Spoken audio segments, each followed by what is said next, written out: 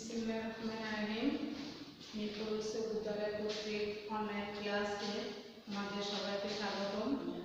প্রিয় শিক্ষার্থীবৃন্দ, আশা করি তোমরা ভালো আছো, সুস্থ আছো, ঘরে আছো। আমি মোসাম্মদ আমিনা খাতুন, সহকারী শিক্ষক। আজ আমি নবম দশম শ্রেণী বাংলা দ্বিতীয় পত্রের অধ্যায় দ্বিতীয় পরিচ্ছেদ দ্বিতীয় সত্য বিধান নিয়ে আলোচনা করব। আশা করি তোমরা এই পুরো ক্লাসটা মনোযোগ সহকারে দেখবে এবং শিখবে। সত্য বিধান আসলে বাংলা ব্যাকরণে, বাংলা ভাষায় কোনো সত্য বিধান মতাংশ ব্যবহারের কোনো নিয়ম নাই। দেশি বিদেশি শব্দ হচ্ছে সত্য বিধানের কোনো লেখার কোনো নিয়ম নাই।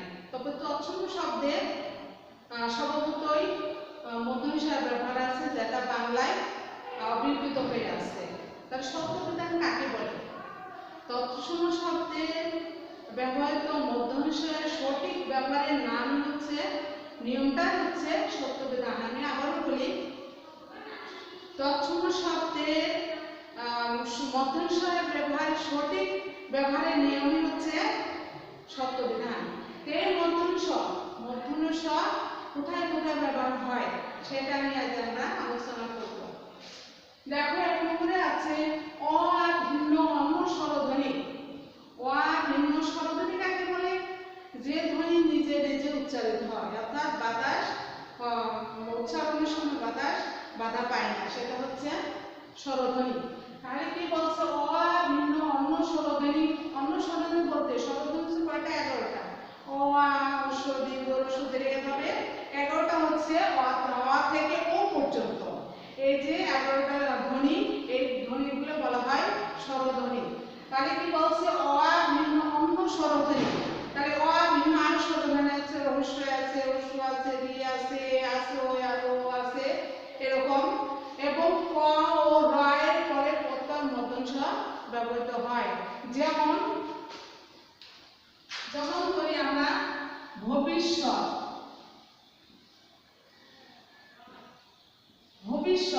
এখানে ভবিষ্যতে দেখো ভ আছে, তারপরে ব আছে, তারপরে হস্য আছে, তারপরে দেখো মধ্যঞ্চ ব্যবহার হয়েছে। তাহলে কি এটা হচ্ছে অ ভিন্ন অন্য স্বরধ্বনি। তাহলে হস্য হচ্ছে অ ভিন্ন অন্য স্বরধ্বনি।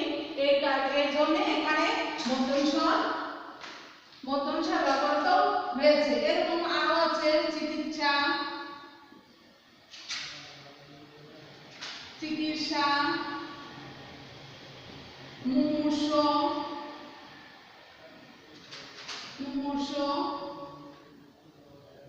ইত্যাদি। তাহলে এটা কোথায় গেছে?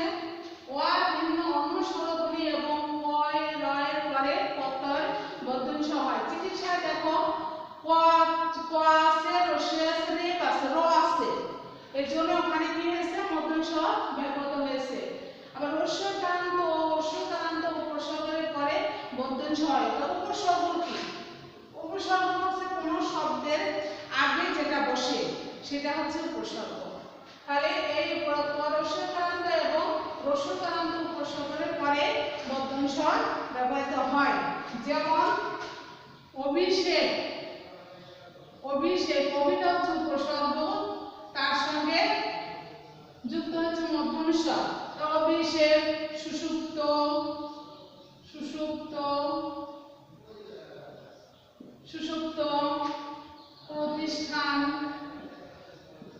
প্রতিষ্ঠান, অনুষ্ঠান, এদিকে সবগুলো হচ্ছে উপসর্গ আছে। অভিষেক উপসর্গ, কবি উপসর্গ, উপসর্গ, প্রতি উপসর্গ, অনুষ্ঠান, অনু হচ্ছে উপসর্গ, এগুলোর সাথে মধ্যঞ্চ ব্যবহৃত হয়েছে। প্রতিষ্ঠান, অনুষ্ঠান, তারপরে হচ্ছে তোমার প্রতিষেধক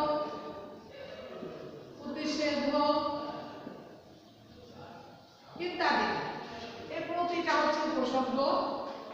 তাহলে কি বলছে? হস্যকারান্ত উপসর্গের পরে মধ্যঞ্চ হয়। অভিষেক অভিষেক, সুষুপ্ত, প্রতিষ্ঠান, অনুষ্ঠান, প্রতিশোধক ইত্যাদি। তারপরে দেখো রি এবং রিকারের পর মধ্যঞ্চ হয়।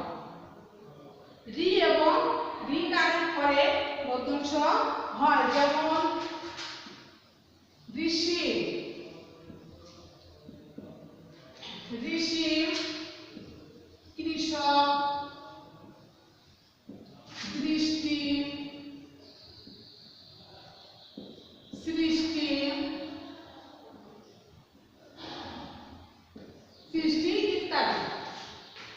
তাহলে রি এবং রিকারের পরে মধ্যঞ্চ হয়, যেমন ঋষি, কৃষক, দৃষ্টি, সৃষ্টি ইত্যাদি।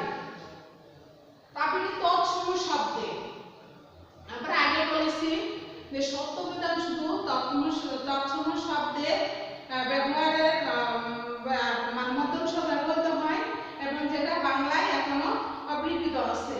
তাহলে তৎসম শব্দে রয়ের পরে মধ্যঞ্চ হয়, যেমন বর্ষা, বর্ষণ,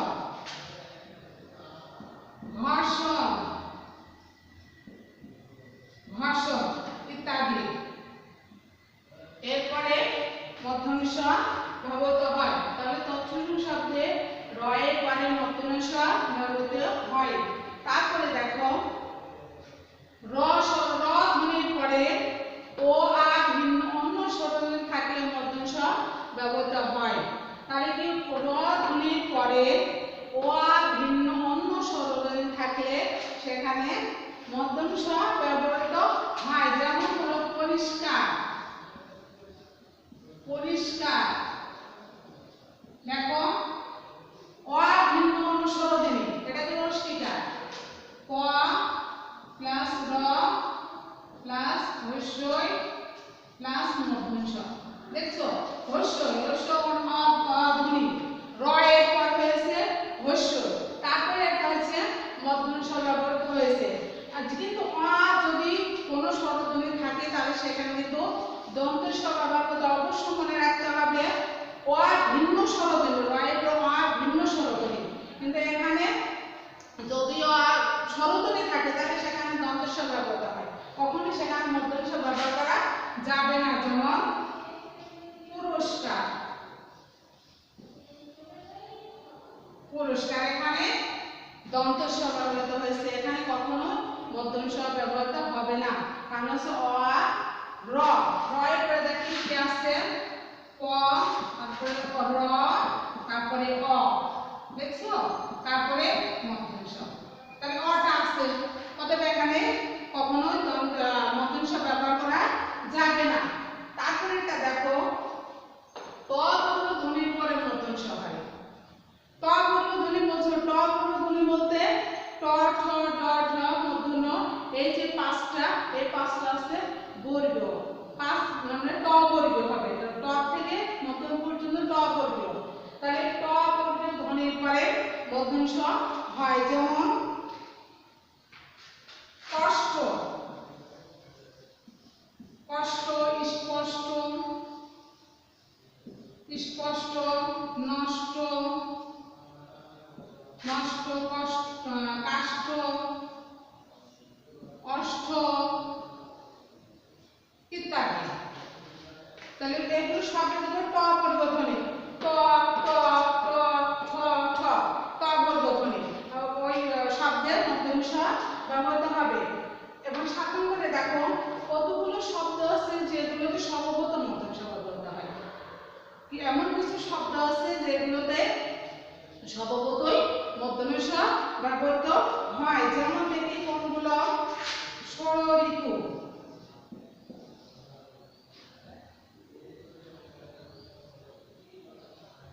ষড় ঋতু, রস, কোষ,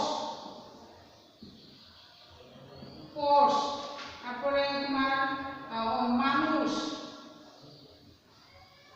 মানুষ, কোষ, কোষ, উষা, উষা, ঔষধ,